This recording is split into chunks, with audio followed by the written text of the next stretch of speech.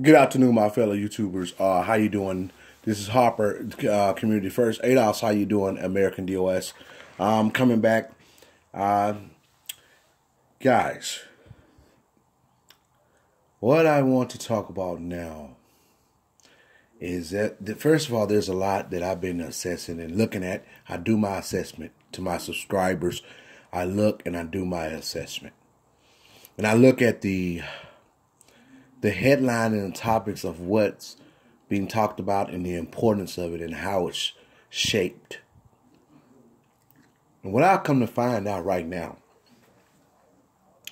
is that our sister Yvette Carnell has such a precise leadership quality. Her hand tone talks. That they understand the new age of things. They also understand the plight of where they come from in terms of our culture, how we are as black folk.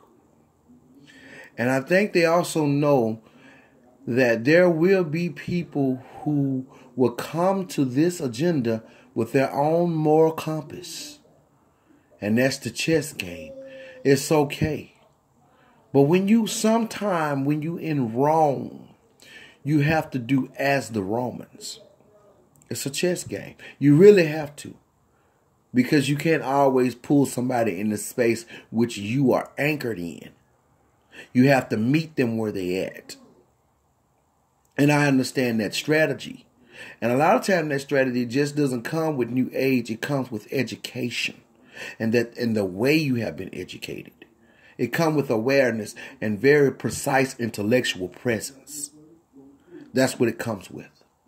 And for us to know that we as a people have our anchor and we have brought it to a certain element, which is our cause, which is government. And we have done this so many times on different levels at different times. Different things worked. And it's all divine order. Everything is divine purpose. It's there where it should have been, when it should have been, and how it is now. And you are welcome at the grassroots. I believe I can speak for all of us by my assessment, by how I look at the thought leaders of who I am right now. And that's ADOS. You can bring your own moral compass, but you have to know, however, there is a meeting. And at the meeting, there's a round table. There's an event. And when you show up at the event, we have to understand the agenda. And the agenda is up at the round table. The agenda is at the precipice. Now you can bring your moral compass. You can bring your divine purpose. You can bring your expertise. That is what a grassroots movement is. That is what community actually is, which we have been estranged to. There's nothing wrong with black folks being black folks. There's nothing wrong with that. But to know how to move, in which you are in at that moment, is a very strategic, it's very a peculiar and precise way of being. To know how to be in that space. And that's what we should do. And that's what we're going to continue to do. Now, there's something that a lot of people may not know that are very simple, that we come in terms with, that are very simple. We have we have been receptive to the things which are non-tolerable in terms of how we deal with government, because of what happened and how we have been anchored in government through their due diligence, wrongfully exchanging with a particular group, and that's American descendants of slavery. Now, when you look at the archive and all the business and all the websites, and when you look at this in a more prestigious and a precise manner, where you can see the detail behind the smoke screen, you come to learn the things that are real and effective, that are even against you or for you. You don't see it in a overall. You don't see it in a title or a headline. You see it more in an overall perspective, and that means it's in terms of education.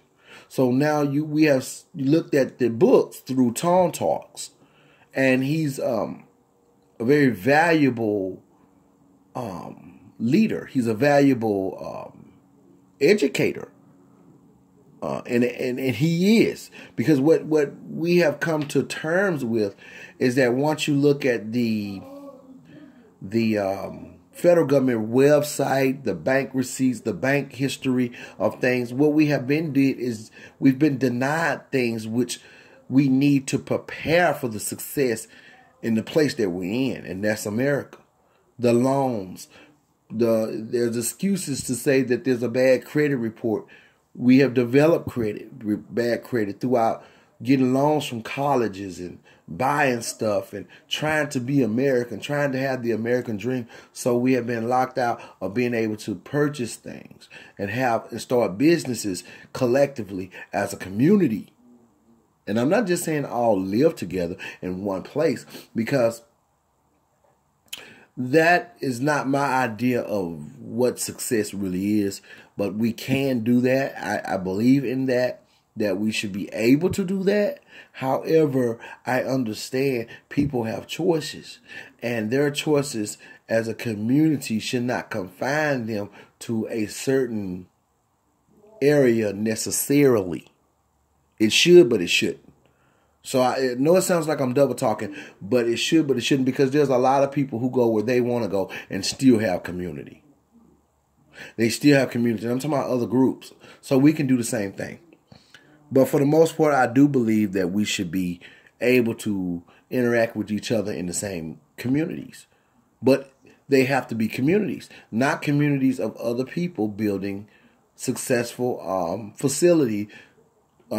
facilitating the grounds and getting loans that we can't get, so that they can have an ownership status, CEO status, owning Subways, UPS storefronts, FedEx storefronts, East Indians, getting loans, and all other kind of groups. And what I need you to know is that we, as an American DOS, we're not anti-immigration. And I said that before, and I don't have to continue to say it, because I know for a fact we're not. But we are coming to the discussion. And for us to be in the discussion, we had to come to discussion with transparent truths and ideas.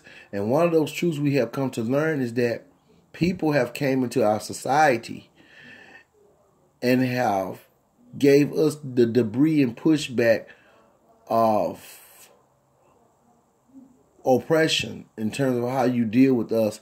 And these are not just white folks. These are people who feel that they can access the wealth of whiteness, of what whiteness has been in our society, so that they can treat us with a neglectful exchange or a rude exchange. And we have noticed it in flying colors. Now, there's a good percentage of immigration that is not like that. But we have to acknowledge that the fact that it has happened. If we don't come with the real concerns and the real argument, then what are we pressing? What are we saying? So we have been quiet. And that's what everybody wants us to do. They want us to be quiet. So because everything can be pleasant and they can go back into the harmony of which things are in terms of their own endeavors, in terms of their own sweet harmony and their own paradigm. But that's not the way it works. You don't get to eat up everything somebody else prepared for you just because we're nice when it comes down to that. We have been only rude to each other. We have self-hate. And I hate to say that, but that's throughout denial, neglect, abuse. When you abuse, you learn to be receptive to the ideas that go against you. when you're abused. When you've been subjected to a place of abuse, the science tells us that what happens is the person become in harmony, so to speak, or receptive to these elements and these dynamics, of abuse.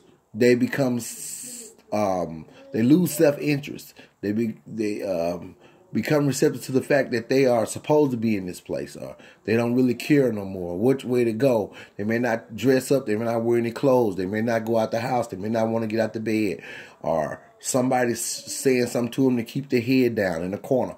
When somebody's been denied something very valuable in terms of being abused and open to all kind of conspiracy, then there's going to be self-destructive, self-hate,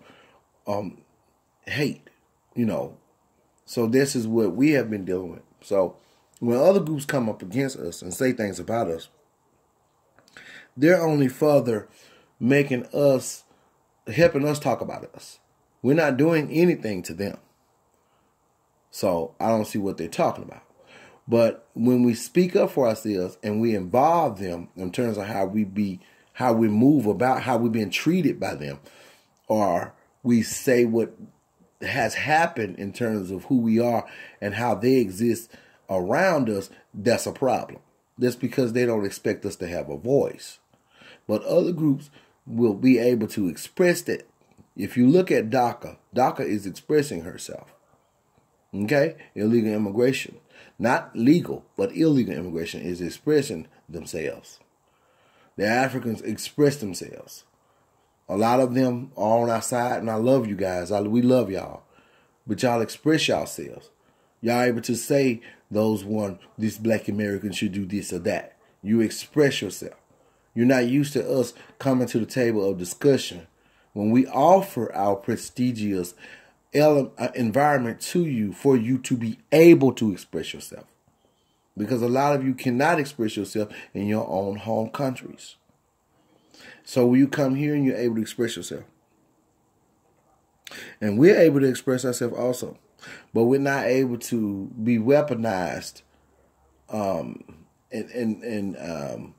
not able to be empowered necessarily in the which way you have been. Because you are being used, so to speak, to uphold a image that we have been denied, which you won't really be able to execute it totally because of who we are and what we stand for. We're choosing to say something, and we didn't want to say nothing because we thought it would cause problems. Because we've been here all our lives. We know what it is to go up and down, up and down. But now, what we're doing now is something we never done before. And the reason the talking points involve you, if you're immigration, is simply because you have been involved. You have been put in the debris of all this exchange by our United States government. And we would like for you to take up the prestige and the honor and the integrity of understanding that. Because a lot of you already understand. There was a lady I was talking to, and she was Jamaican, and she was talking about how they can get so many loans, and she was serious. She was like, why do the United States government treat y'all like this? We came here, we got loans, we got houses, she said we had nothing. When people come in here with zero credit, they don't have anything to show for themselves, but they're getting loans and stuff. And there's a deeper conspiracy than what meets the eye when it comes down to us. So this is what we're talking about. And some of y'all that tend to open your mouths against us is what we're saying. Not all of you. Some of you saying derogatory things about us. And you don't know that we have been denied access to which you have been given. And you're using your talking points against the people which have brought a fight on board so that you have these tangibles and you can access these things we never knew that you would be able to access. That's how the chess game is, what's going on. And I think Yvette and Antonio Moore understand that. So, and I understand it as well. So we have to press the issue about our concerns, and we have to tell the truth. And the truth is that this is not something we should dwindle away from and put other groups involved so that we can be co-opted out of our own concerns and our own political, our own government policies. Because that's what happened last time. That's what happened last time. So fool me once, fool me twice. Next time, shame on you. So you guys can make it without having us be quiet. You don't need to try to subject us to some type of servitude and be quiet because we're speaking. You need to understand we have a voice. And you need to understand that voice has and you need to be empathetic of these truths so you can understand that voice has a presence. It could be theology. It could be mathematician. It can be political science. It can be social science. It has a place. It can be business administration. Our voice can be just intellectual presence, communications. We're not just griping and complaining like you say. That's offensive. We have a more prestigious and we have a more prestigious intellect than which you have perpetuated. So don't continue that because it won't work. So thank you for joining me. I just wanted to come and share with y'all a little bit about what I was thinking about American DOS today. This is Harper with Community First. Subscribe to my channel if you have not subscribed. Thank you.